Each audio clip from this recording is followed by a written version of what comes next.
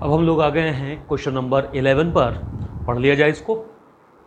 In A reaction 4 moles of electrons are transferred to 1 mole of HNO3 when acted as an oxidant. The possible reduction product is, ये हमारा correct option होगा। कैसे आएगा देख लेते हैं हम लोग। तो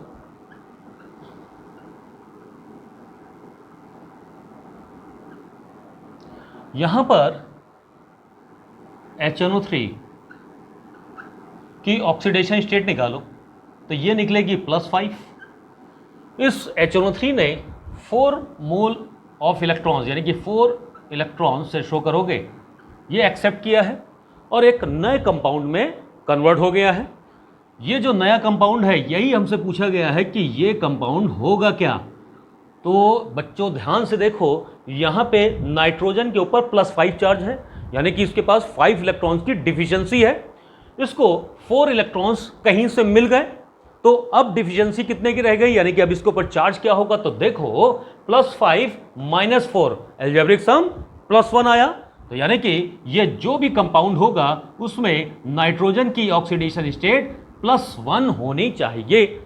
तो ये हमारा करेक्ट ऑप्शन है भाई। 4 ऑप्शन आपकी बुक में है लेकिन हम लोग यहां पर सिर्फ करेक्ट ऑप्शन लिख रहे हैं। वो कैसे आएगा वो हम लोग समझते हैं यहां पर। तो देखो उन 4 ऑप्शन में ये जो N2O है यहां पे नाइट्रोजन की ऑक्सीडेशन स्टेट निकालो तो क्या निकलेगी 2x + -2 × 1 = 0, 2x = +2 एंड x = +1। और यही ऑक्सीडेशन स्टेट तो आनी चाहिए थी। मीन्स कि हम लोगों का ये जो बी ऑप्शन होगा वो करेक्ट ऑप्शन है। चलिए नेक्स्ट प्रॉब्लम पे चलते हैं हम लोग।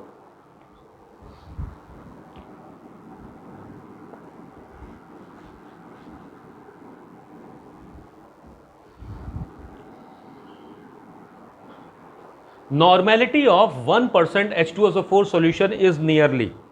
नॉर्मेलिटी हमसे पूछी गई है और यहां पे परसेंटेज कंसंट्रेशन दिया हुआ है।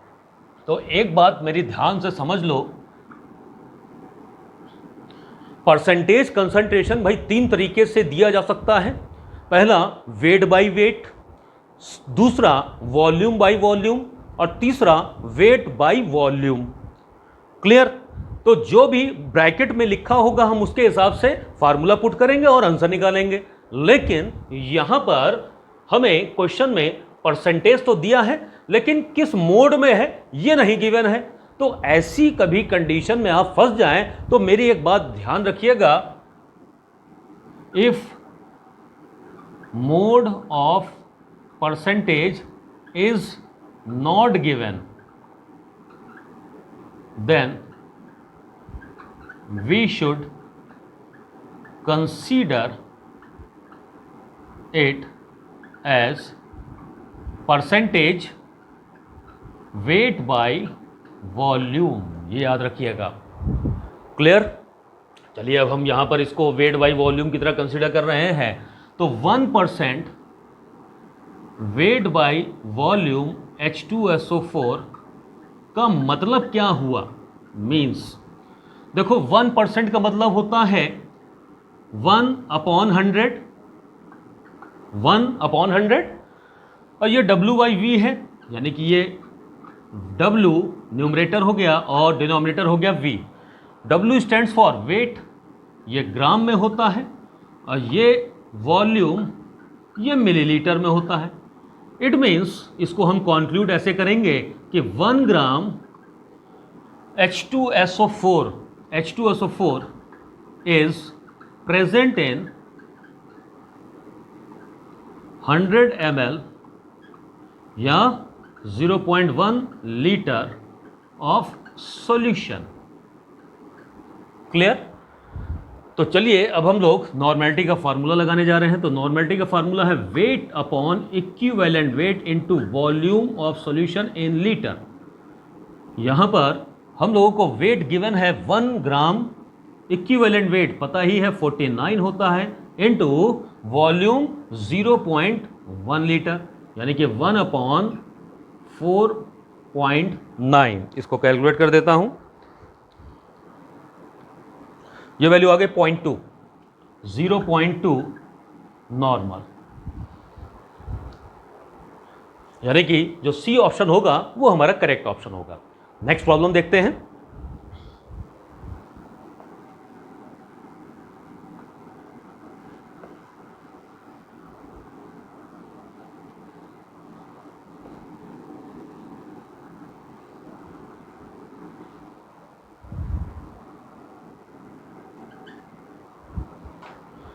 What volume of 0.1 N HNO3 solution can be prepared from 6.3 gram of HNO3? Volume पूछा गया है। नॉर्मेलिटी का फॉर्मूला लगाओ यहां पर। Normality equals to weight upon equivalent weight into volume in litre. अपने से वॉल्यूम पूछा गया है तो volume in litre equals to weight upon normality into equivalent weight. Weight कितना गिवन था? वेट है 6.3, नॉर्मेलिटी कितनी है 0.1,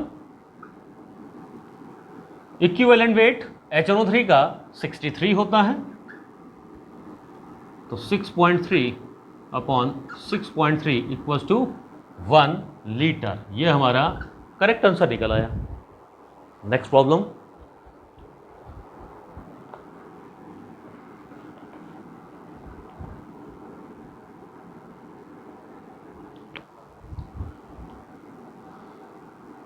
Problem number 14.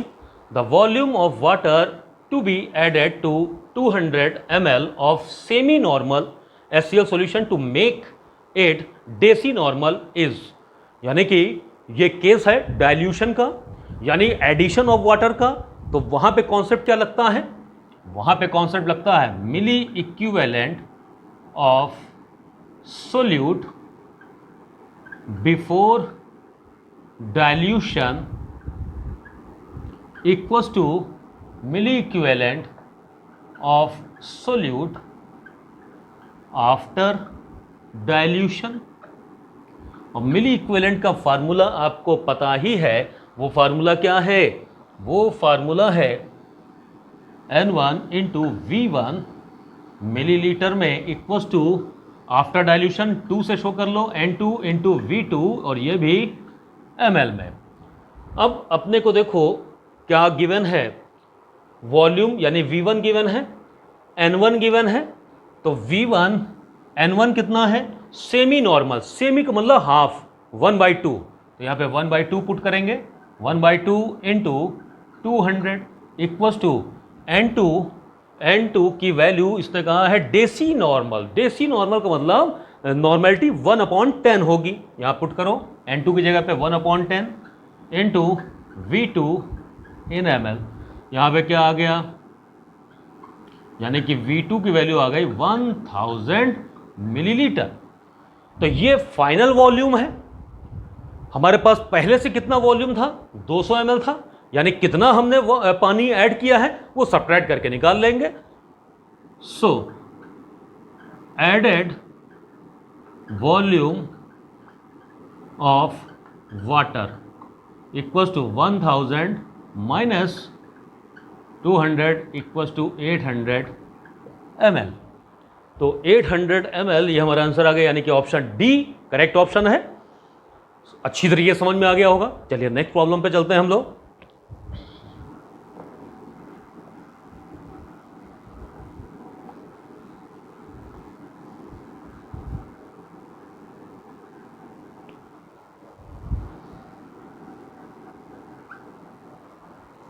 .2 gram of a sample of H2O2 required 10 ml of NKMnO4 in a titration in the presence of H2SO4। Okay, purity of H2O2 हमसे पूछी गई है। तो बच्चों सबसे पहली चीज तो मैं आपको यह बता दूं कि किसी भी क्वेश्चन में अगर एक वर्ड लिखा हो सैंपल, अक्सर वॉल्यूमेट्रिक की प्रॉब्लम में आपको यह वर्ड देखने को मिलेगा कि आपको एक सैंपल दिया गया, तो सैंपल का मतलब तुरंत आपके दिमाग में आना चाहिए कि यह इम्प्योर होगा। Is it? यानी कि जिस भी सब्सटेंस का सैंपल है उसमें वो कंप्लीट सैंपल उस एलिमेंट का नहीं हो सकता, उस एलिमेंट के साथ कुछ और इंप्योरिटीज भी प्रेजेंट जरूर होंगी। क्लियर? अब यहां पे देखो, यहां पे अपने को करना क्या है H2O2 और KNO4। तो अब हम लोग यहां पर ऐसा करें कि मिली इक्विवेलेंट ऑफ H2O2 इक्वेट कर दें मिली इक्विवेलेंट ऑफ KMnO4 से। 0.2 ग्राम गिवन है, यानी कि यहां पे formula wait upon equivalent wait, ये चूंकि ग्राम में होता है तो मिलीग्राम में कन्वर्ट करने के लिए 1000 से मल्टीप्लाई किया जाएगा, equals to normality into volume in millilitre. अब देखिए यहां पर हमको W की वैल्यू निकालनी है, तो W की वैल्यू यानी कि प्योर H2O2 कितना है ये हमको निकालना है, तो वो हम शो कर रहे हैं W से। तो W इक्वल्स टू हो जाएगा N into V into E upon 1000। तो N की वैल्यू क्या है? N की वैल्यू 1 है। N का मतलब क्या हो गया? 1 हो गया। और ये 1 इंटू 10 अपॉन 1000, और ये जो E है ये इक्विवेलेंट वेट ऑफ H2O2 है। तो H2O2 का मॉलिक्यूलर वेट 34 होता है, इसका जो वैलेंस फैक्टर है वो 2 होता है, तो 34 डिवाइड बाई 2 यानी 17। तो इक्विवेलेंट वेट की जगह पर 17 पुट करूं तो ये वैल्यू क्या आ गई? 0.17 ग्राम। ये प्योर H2O2 प्रेजेंट है उस सैंपल में जिसका टोटल वेट 0.2 ग्राम था। तो अब हम लोग परसेंटेज प्योरिटी निकाल लेंगे, इक्वल्स टू एक्चुअल वॉल्यूम 0.17 और सैंपल का वॉल्यूम 0.20 इंटू 100 कर दोगे तो डिवाइड करोगे तो ये वैल्यू 85% आ जाएगी, यानी कि ऑप्शन बी करेक्ट ऑप्शन हुआ। नेक्स्ट प्रॉब्लम देखता हूं।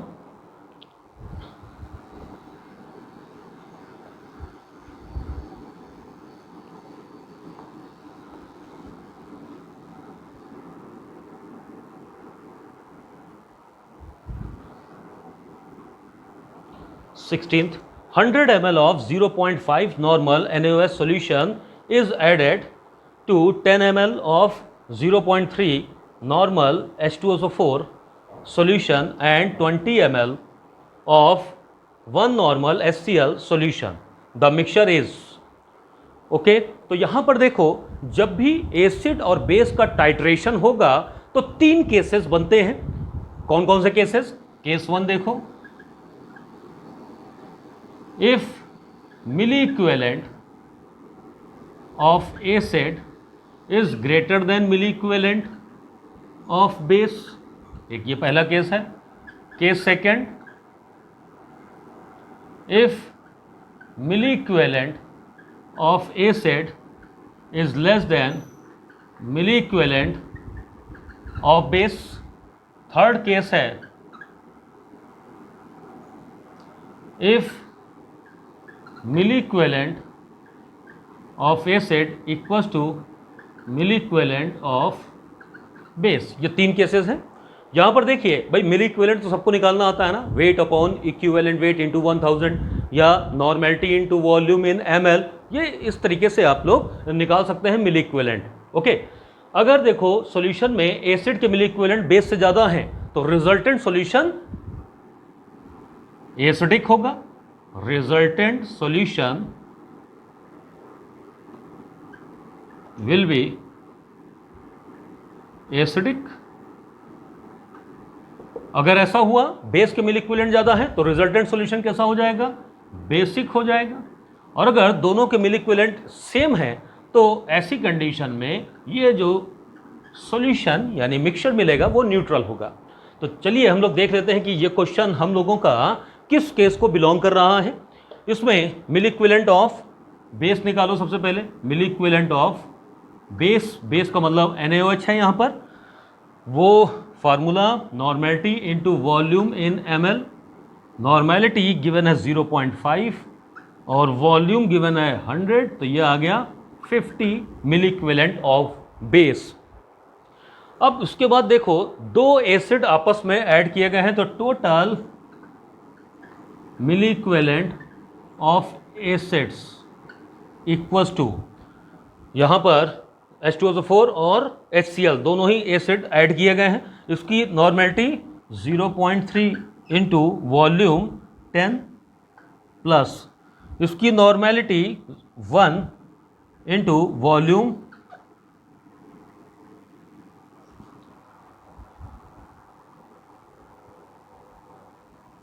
100 दिया होगा। तो ये कितना आ गया 30 प्लस 20 इक्वल्स टू 50। अब देखिए बच्चों, मिल इक्विवेलेंट ऑफ बेस 50 और total mill equivalent of acids ये भी 50। मींस इस मिक्सचर में जितने मिल इक्विवेलेंट बेस के हैं उतने ही मिल इक्विवेलेंट एसिड के भी हैं। मींस हमारा थर्ड वाला केस है, और थर्ड वाला केस है तो सॉल्यूशन ओवरऑल न्यूट्रल हो जाएगा। Since mill equivalent of acid equals to mill equivalent of base, so solution will be, resultant solution will be neutral, solution is neutral। ये हमारा आंसर निकल आया, यानी कि ऑप्शन कौन सा करेक्ट हुआ, सी ऑप्शन करेक्ट हो गया। ठीक है, सी ऑप्शन करेक्ट हो गया। चलिए अब हम लोग नेक्स्ट प्रॉब्लम पे आते हैं।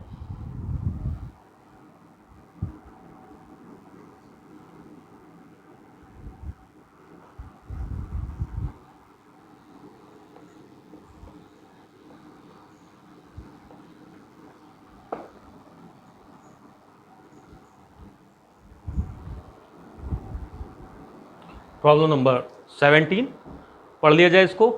Which of the following has the highest normality. चार ऑप्शन दिए होंगे, उनमें करेक्ट आंसर अपना ये है। आप लोग बाकी के ऑप्शन भी चेक कर लीजिएगा। इस ऑप्शन के लिए जो करेक्ट ऑप्शन है उसको वो कैसे करेक्ट हुआ ये मैं आपको सिखा देता हूँ। तो यहाँ पे देखो H3PO4 की जो बेसिसिटी है, बेसिसिटी और वैलेंस फैक्टर ऑफ H3PO4 ये होता है 3। क्लियर, 3 होता है। फार्मूला पता है, normality equals to molarity into valence factor. Molarity यहाँ पर हमें दे रखी है कितनी 1, और वैलेंस फैक्टर यहाँ पर 3 है, तो यानी कि नॉर्मेलिटी क्या आ गई 3n, और यही वैल्यू मैक्सिमम होगी, मैक्सिमम होगी। तो ये हमारा जो सी है वो करेक्ट ऑप्शन बन जाता है। आगे देखते हैं।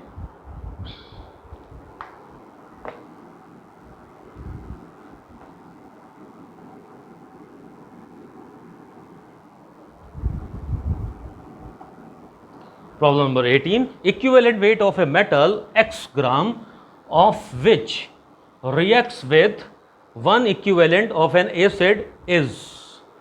तो इसका मतलब ये हो गया कि gram equivalent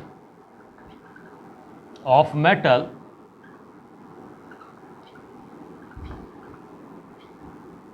must be equal to gram equivalent of acid. ये हम लोग सीख चुके हैं किसमें, लॉ ऑफ केमिकल इक्विवेलेंस में, याद होगा। चलिए तो इसमें फार्मूला लगाओ, weight upon equivalent weight equals to number of gram equivalent of acid. Equivalent weight हम लोगों से पूछा गया, तो देखो W तो x ग्राम है, E और ये वैल्यू क्या है ग्राम इक्विवेलेंट ऑफ एसिड। एसिड के कितने ग्राम इक्विवेलेंट लिए गए हैं, एसिड के लिए गए 1 ग्राम इक्विवेलेंट, यानी कि 1 इक्विवेलेंट। ये उधर जाएगा तो E की वैल्यू x के बराबर आ जाएगी। मीन्स अपना जो ऑप्शन नंबर डी करेक्ट होगा। आ गया होगा, अच्छे से समझ में आ गया होगा। नेक्स्ट प्रॉब्लम पे पहुंच गए हम लोग, प्रॉब्लम नंबर 19 पर।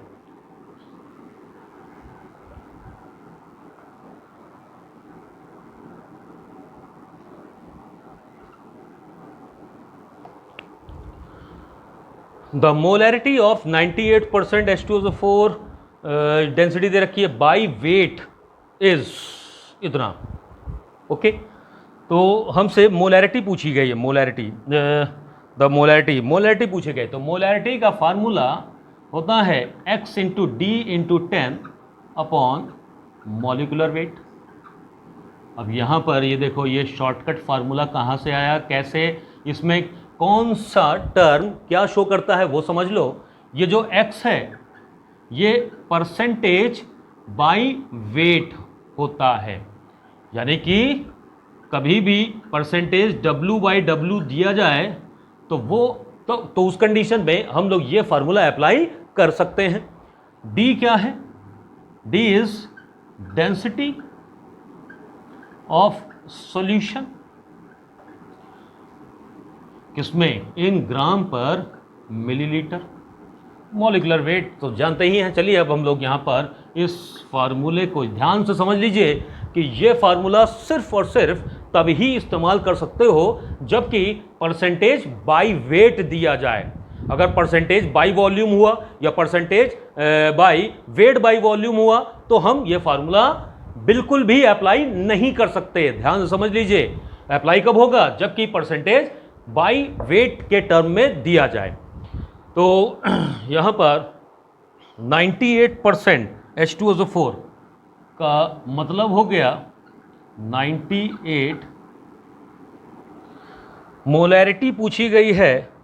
तो अब यहाँ पे देखो अच्छा यहाँ पर देखिए 98% हो गया, ठीक है। और डेंसिटी दे रखी है इसमें 1.8 इंटू 10/98 कैंसिल हो गया तो ये 18 m, ये हमारा करेक्ट आंसर बन गया। अब हम लोग नेक्स्ट क्वेश्चन नंबर 20 पे आ चुके हैं।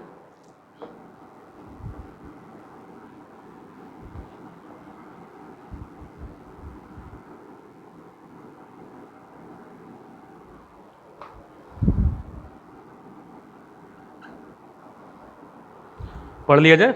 0.7 gram of Na2CO3.XH2O is dissolved in 100 ml of water,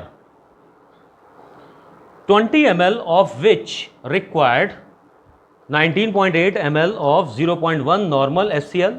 The value of X is, ये पूछा गया है। तो चलिए इसमें एक कॉन्सेप्ट लगाने जा रहे हैं हम लोग। कॉन्सेप्ट होगा मिली equivalent of Na2CO3.XH2O in 20 ml solution must be equal to milli equivalent of HCl। भाई इन दोनों के बीच में न्यूट्रलाइजेशन है। तो अब यहाँ पे फार्मूला लगा दो, wait upon equivalent weight into 1000, ये मिली इक्विवेलेंट हो गए, और HCl के मिलेगी 0.1 इंटू 19.8। अब देखिए इसमें W की वैल्यू हम लोगों को सबसे पहले निकालनी होगी। यहाँ पर ध्यान से देखो, ये जो 0.7 ग्राम कंपाउंड डिसॉल्व किया गया था 100 ml ऑफ वाटर में, लेकिन यहाँ पे न्यूट्रलाइजेशन के लिए तो हमने सिर्फ इसका 20 ml ही लिया है। तो 20 ml में तो जो वेट होगा वो इससे कम हो जाएगा। भाई कम क्वांटिटी अगर आप सॉल्यूशन के लेंगे तो सोल्यूट की क्वांटिटी भी तो कम हो जाएगी। तो सोल्यूट की क्वांटिटी कितनी हो जाएगी वो हम लोग निकाल लें अलग से। Since in 100 ml weight equals to 0.7 gram, so in 20 ml weight equals to 0.7 upon 100 into 20, तो ये 5 टाइम्स यानी 0.14 आ गया। पुट करो यहाँ पर 0.14 into 1000 upon E equals to 1.98। तो E इक्वल्स टू क्या हो गया? E इक्वल्स टू हो गया 0.14 इंटू 1000 अपॉन 1.98, यानी कि 140 डिवाइडेड बाई 1.98, ये आ गया 70.70, ये आ गया इक्विवेलेंट वेट। चलिए अब हम लोग देखते हैं इक्विवेलेंट वेट ये आ गया। अब इक्विवेलेंट वेट ऑफ Na2CO3.XH2O का फार्मूला क्या होगा, molecular weight divided by valence factor. तो मॉलिक्यूलर वेट क्या होगा, ये तो 106 होता है, कैलकुलेट कर लीजिएगा 106 प्लस ये नहीं पता कि इसमें क्रिस्टलाइन वाटर के कितने मॉलिक्यूल होंगे, तो हमने एक वाटर मॉलिक्यूल का वेट 18 इंटू एक्स ले लिया अपॉन वैलेंस फैक्टर इसका 2 ही होगा भाई। सोडियम कार्बोनेट को जब हम लोग डिकम्पोज करेंगे तो it will dissociate into 2Na plus CO3 -2, यानी कि चार्ज का मैग्नीट्यूड तो 2 ही है ना।